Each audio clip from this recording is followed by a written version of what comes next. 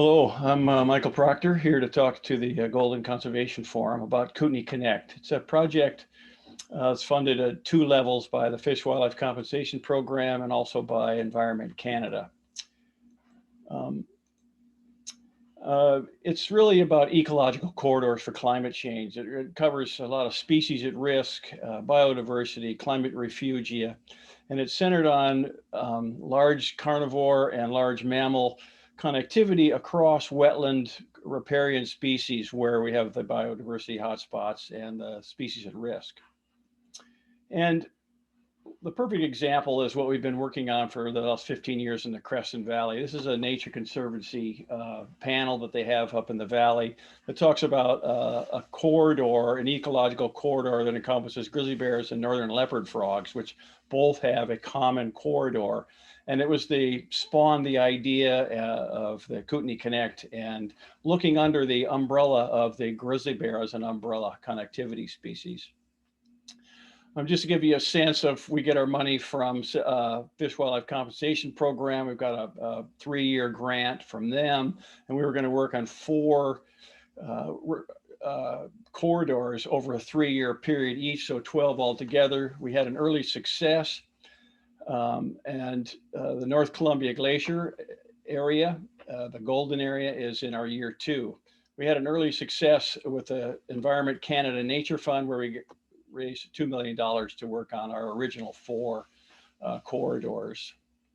There's a vast array of federally listed species at risk and special concern species and focal species. We've got about over 40 projects, maybe 60 by the time we get all 4 years done, and 25 or more partners. It's a massive Kootenay-wide effort that's been embraced by the biological community. And this is my idea of what it might look like 15 years from now. These green things are connectivity between all the mountain ranges across the human settled valleys in the Kootenay. This is kind of my end game. But these are the 4 corridors in the Environment Canada Fund: Columbia Wetlands, Wycliffe, Creston, and Bonanza. And we've also in the in the Kootenay Connect original, the FWCP, we're also looking at Columbia Lake and Lardo, and here we are in the Golden area. And the Golden area is my draft boundary for what we're considering this week, and it is sandwiched between the 2 national parks, as you can see. And the wetlands up from Spilamachine up into the Golden area, into the Donald, into Highway 1 is just a big, giant, beautiful, magnificent, productive, diverse ecosystem, wetland ecosystem that's fed by the runoff from all the mountains. And people in agriculture live on the shores of it. And I'm going to show you one of the things we do. I'm going to show you a series of maps, is trying to collect as much information as we know about an area. That's a little bit what we're here today to do, is to talk to you people, every one of the local experts, how we might improve this. This is the human environment: roads and houses and private land. This is the grizzly bear layer. The green is grizzly bear core areas, and the red are the connectivity corridors across the valley. This is some data collected by Rachel Darville over the last few years of many species at risk and focal species. She'll be talking about that independently, but I'm here just to show you how we're bringing it all together.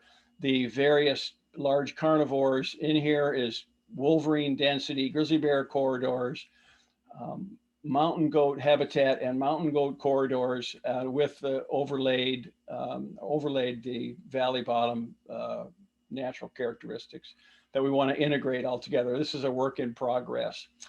So far, these are the 4 large carnivore upland to wetland to upland corridors that we're considering. Like I say, it's a work in progress. And this is another initiative we have is we look at the private land and in relation to the valley bottom and the natural values to see where conservation opportunities might be for the Nature Conservancy or the Nature Trust of BC,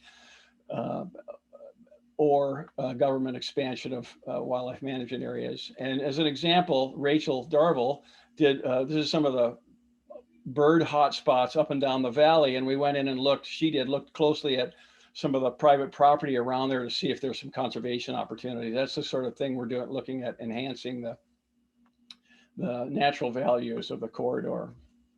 And you can see in real life, a lot of the ranches come right up to the wetlands and work right integrated within them. And another option we're considering is buffering the wetland area up and down the valley with the provincial land by expanding sort of a wildlife managed area buffer to sort of protect the water values that as they interface between the upland and the wetland itself. And that's really all I have for today. My 3 recommendations are to identify the multi-species corridors across the settled valleys, work to recognize them and establish them within government and across the private sector. And as much as possible, protect habitats that contain multiple species at risk. We're finding it's hard to deal with one species. So we're trying to look at areas where one habitat fixes or helps several species. And also to incorporate all these corridors into all government levels of government. Thank you very much. My time's up.